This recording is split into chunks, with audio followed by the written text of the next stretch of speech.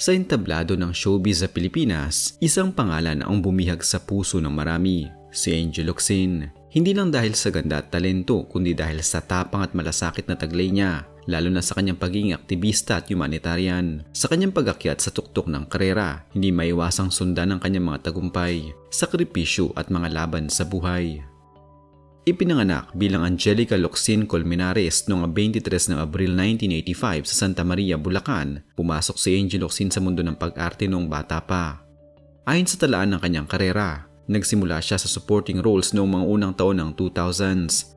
Nang dumarami ang kanyang karanasan sa telebisyon, nagkaroon siya ng breakthrough sa fantasy series na Mulawi noong 2004, kung saan siya ang avian human hybrid na bida. Mabilis siyang nakilala dahil sa kakaibang karakter at kalaunan ay napalitan siya sa isang pinaka-iconic na papel sa kanyang karera bilang Darna sa teleseryeng comics. Ang pagpapakita ng lakas, tapang at kabutihan sa pagganap niya bilang Darna ang lalong nagpatibay sa kanyang posisyon bilang primetime star. Hindi lamang sa telebisyon nagpakita ng gilas si Angel, lumipat siya sa pelikula at nagpakita ng husay sa iba't ibang genre. Drama, pag-ibig, aksyon. Isa sa mga pinakaunang pelikula niya ay ang Let the Love Begin noong 2005 kasama sina Richard Gutierrez at Jenilyn Mercado. Nang tumuloy ang panahon, nakasama siya sa mga pelikula na tumatak sa puso ng madla. Halimbawa ang In the Name of Love noong 2011 na pinagbidahan niya kasama sina Aga Mulak at Jake Cuenca. Sa ganoong paraan, naipakita niya ang versatility. Kaya niyang maging romantikong leading lady, ngunit pati na rin ang dramang malalim at emosyonal. Kung bibilangin ang kanyang kontribusyon sa pelikula, maraming obra ang na-project ni Angel na hindi lamang nag-aliw sa madla, kundi nagdala rin ng parangal. Isa sa mga pinakamahalagang pelikula sa karera niya ay ang One More Try noong 2012, kung saan ginampanan niya ang isang single mother na nagsisikap para sa kanyang anak na may sakit. Para sa papel na iyon, nanalo si Angel ng Best Actress sa FAMAS Awards. Ayon sa talaan ng kanyang mga parangal, ang One More Try ay nagbigay rin sa kanya ng Star Award para sa Best Actress at Luna Award para sa Best Actress. Bukod dito, ang kanyang papel sa In the Name of Love ay nagdala rin ng Box Office Entertainment Award at Star Award. Sa telebisyon naman, sa series na The General's Daughter, nakuha niya ang Star Award para sa Best Actress at iba pang parangal. Mayroon din siyang pagkilala sa international para sa seryeng Lobo noong 2008 na nominate siya para sa International Emmy Award para sa Best Actress. Bukod sa pag-arte, kilala rin si Angel bilang humanitarian. Siya ay kinikilala ng Forbes Asia bilang isa sa mga heroes of philanthropy dahil sa kanyang aktibong pagtulong sa mga nasalanta sa kalamidad at ibang mga bata at ng Tatler bilang isa sa Asia's Leaders of Tomorrow. Sa kabila ng maganda niyang takbo sa showbiz, nagkaroon ng hiatus si Angel Locsin. Ayon sa mga ulat, ang huling serye niya ay ang The General's Daughter na nagtapos noong 2019. Pagkatapos noon, hindi na siya masyadong tumanggap ng mga proyekto. Ang programang Iba Yan noong 2020 at may cameo rin siyang ginawa sa pelikulang Four Sisters Before the Wedding noong parehong taon. Ayon sa mga mapagkukunan, ang kanyang pag-urong ay hindi dahil sa desisyon niyang magpahinga, hindi lang sa social media kundi sa showbiz din. May mga kwento na siya ay nais maglaan ng oras para sa sarili, sa pamilya at mabigyan ng pahinga ang sarili mula sa mata ng publikong artista.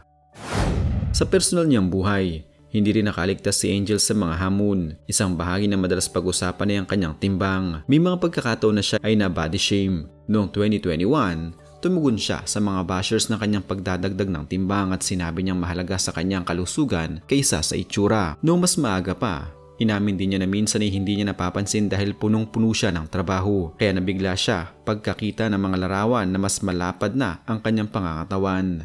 Ngunit para sa kanya, ang pagbabago ng katawan ay hindi sukatan ng kanyang halaga. Sinabi niya na siya ay isang work in progress at hindi hahayaang masiraan ng loob dahil sa opinyon ng iba. Tulad ng ibang mga sikat na artista, hindi rin nakaligtas si Angel sa kontrobersiya. Isa sa mga pinakakilalang issue ay ang community pantry controversy. Noong nag-set up siya ng community pantry upang makatulong sa mga nangangailangan noong panahon ng COVID, nagkaroon ng matinding dami ng tao at may isang matanda na bumagsak dahil sa sobrang dami ng tao na humantong sa kritisismo sa kanyang pamamaraan ng pamamahagi. Sa kabilang banda, siya ay kilala rin bilang tagapagtaguyod laban sa korupsyon at sa panlipunang kabulukan. Sa usaping pamilya, si Angel ay kasal kay Neil Arce, isang film producer. Mula rito, mayroon siyang stepson na si Joaquin Arce, anak ni Neil mula sa nakaraang relasyon. Noong Hulyo 2025, muling nagparamdam si Angel sa social media para suportahan ang pagpasok ni Joaquin sa showbiz bilang talent ng Star Magic. Sa kanyang post, sinabi niyang hindi na siya makapaghintay na makatrabaho ang kanyang stepson. Marami sa kanyang mga tagahangang natuwa at may mga naniniwala na baka ito ang simula ng kanyang pagbabalik sa industriya. At kamakailan, sa Pinoy Big Brother Celebrity Collab Edition 2.0, naging aktibo si Angel sa pagpapakita ng suporta kay Joaquin habang nasa loob ng bahay ang kanyang stepson. Sa isang post niya, nagalok siya ang magbubuhat para sa mga libro ni Joaquin sa isa sa mga tasks, isang simbolo ng kanyang pagmamahal at pagiging mapag-arugang stepmom. Sa kasalukuyan, si Angel Locsin ay nasa isang tahimik na yugto ng buhay. Matagal siyang hiwalay sa social media dahil sa kanyang hiatus, ngunit noong Enero 2025, muling nagparamdam siya matapos ma-recover ang kanyang Twitter account. Ayon kay Neil Arce, mas pinipili ni Angel na mamuhay ng pribado ngayon.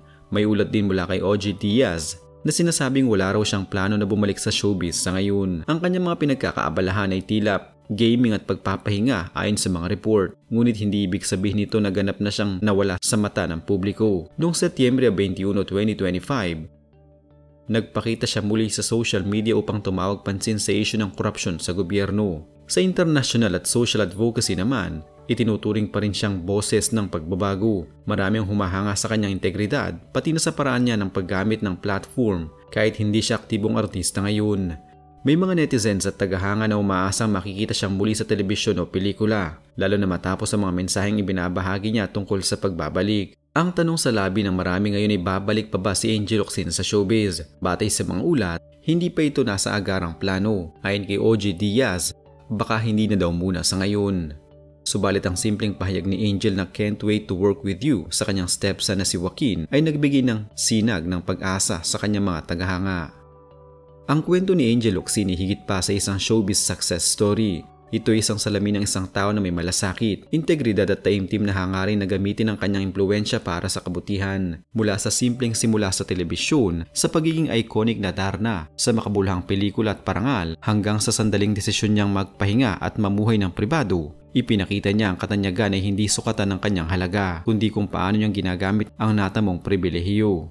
Marahil ang kanyang hinaharap ay hindi pa maliwanag para sa marami, ngunit ang kanyang legacy ay mananatili, isang bituin na kumikislap hindi dahil sa flash ng kamera, kundi dahil sa liwanag ng puso at prinsipyo. At sa bawat babalik na inaasam ng kanyang mga tagahanga, naniniwala silang kahit pa matagal, darating din ang tamang panahon, kapag siya mismo ay handang bumangon muli, hindi dahil sa kasikatan, kundi dahil sa misyon.